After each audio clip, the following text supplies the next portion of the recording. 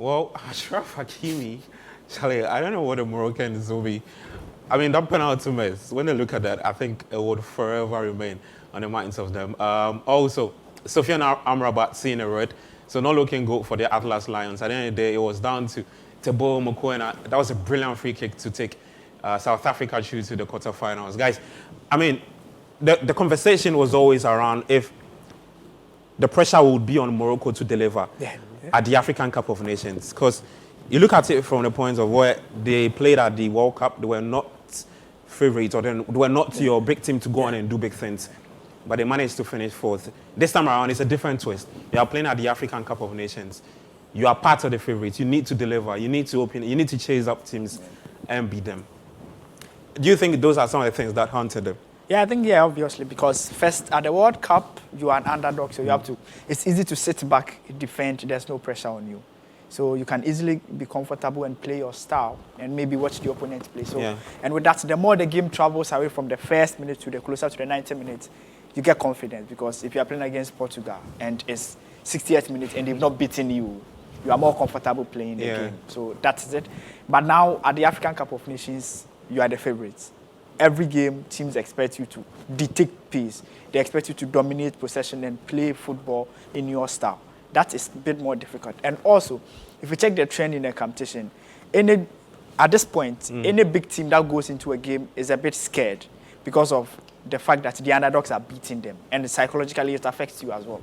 So if you are going into the game, you watch what happened to Senegal, who were just dominating. You watch what happens to other teams. And you are going into the game against South Africa, who perhaps one of the experienced coaches in this African Cup of Nations. And when it comes to the African Cup of Nations, in as much as having good quality players works, it's one of the tournaments that a coach influence is very huge. It's key. Because if you watch all the teams that are doing well now, either they have an experienced coach or they have players. It's not even about the players they have on the pitch. It's more of the experienced coaches and what they've been able to do on the African continent. So maybe South Africa benefiting from what obviously they are, because if you watch all the teams that are excelling, they have coaches that have been there before, or perhaps they have the local fans behind them. And Morocco, I was a bit scared for them because they have played South Africa before and they've done it. And for South Africa, they have nothing to and not to cut you. So after the game, I was just on X, also known as Twitter, and I was just picking up the tweets from the South African journalists. And the general thing I realized was that, look, they were always confident going to that game, because you look at the stats, the numbers, they've always had eighth over their North African opponents. And it was clear that in this game, because prior to this game, they met, I think, 20 months ago in the same group in the qualifying series.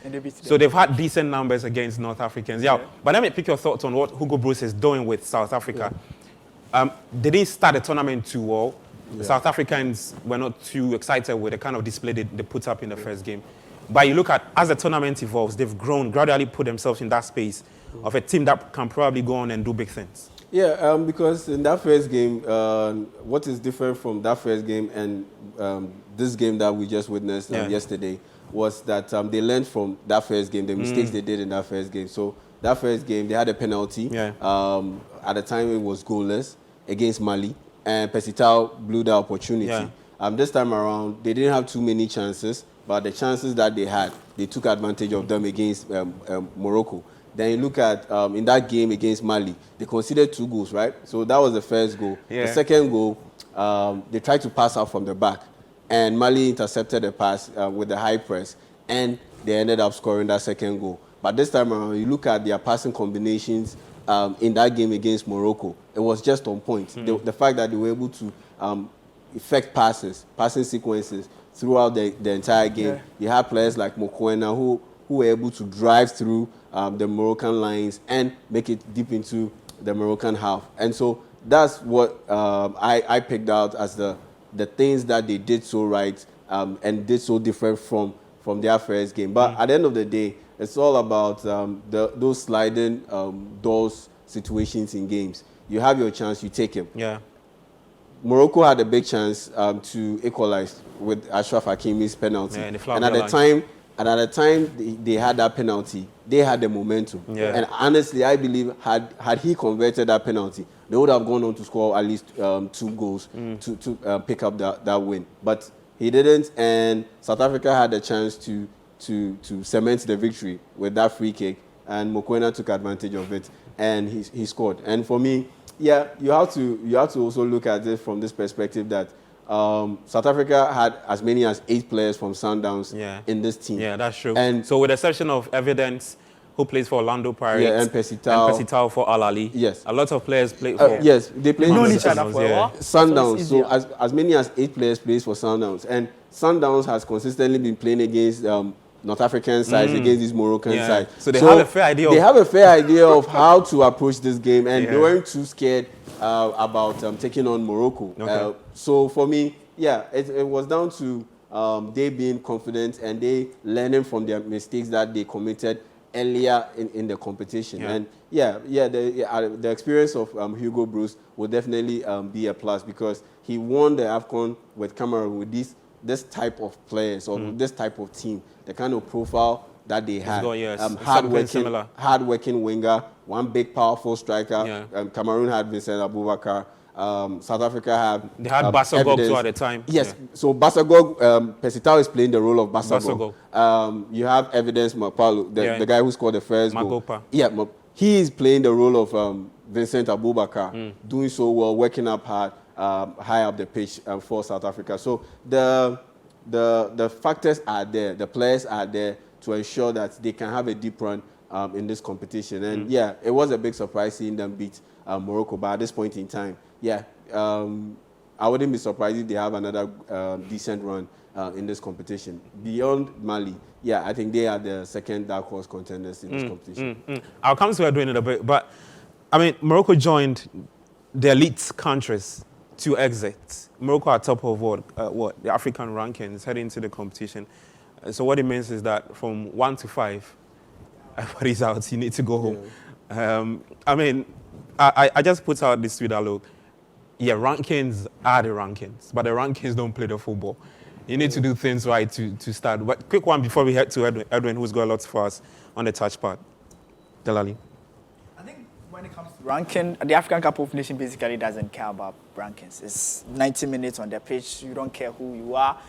The team that needs it the most always goes for it. And I think that's what happens in the AFCON, because it's been a pattern where teams that you expect them to dominate opponents comes into games and they struggle. And also what also makes these top teams is because of their players. And if you watch this tournament, most of the top players that you expect them to show up, I think apart from Mohamed Kudus, who were not even vintage in Ghana's game, most of the top level players, and also maybe Osimhen in Nigeria's last game, most of the top players that you expect them to excel in this competition have basically struggled. Hakim Ziyech didn't even play Morocco's last game. Mention the top level athletes you want to see, and that's what the African Cup of Nations is about. You just see Vincent Abubakar in the previous edition. Nobody really expected them to score, but he's scoring. The top goal scorer is a right back who plays for a team. So that's a right back. I mean, he's a player who's playing everywhere. So that's the African Cup of Nations for you. You know, the athletes you expect them to excel struggles to dominate, and they find themselves in their top level teams. So once they are struggling, you don't get the best out of them, and the teams that can play as a group most of the times dominate. And sometimes those are not the team that come into the competition as favorites. They come in just to come and have fun, and they slip and just go away with it. That's great stuff. Quick one, and that's why for me, whenever they bring up the subject of Africa's greatest player, I never ever pick Mo Salah as the Africa's greatest player, because when was the last time you saw Mohamed Salah boss an AFCON? When was the last time that's a legit point. But Samuel Eto'o, you saw him boss AFCOns. DJ Drogba, you saw him boss AFCONs. And look, and to touch on Delali's point again, a team that does things very well outside its best players ends up always doing well. You look at Mali, for instance. They are getting things done without Is Bissouma. That's true. They are getting things done without Is Bissouma. They have Haidara and Koulibaly, Lassana Koulibaly, who plays for Salernitana. They are in that middle, and they are getting things done. And it happened right from the get-go in that game against South Africa. First, Bissouma was starting. They weren't playing too well. 8 minutes after he got substituted and Koulibaly got introduced into the game, they started playing well. They got that second goal and iced out the game. And ever since, Bissouma has been coming off the bench. And look at where they are now. Look at how they are playing. And so for me, it's all about how you manage things outside your best players in the AFCON. And if your best players can turn up for the AFCON, oh yeah, then you definitely have a you big have a good run advantage. at it. Okay.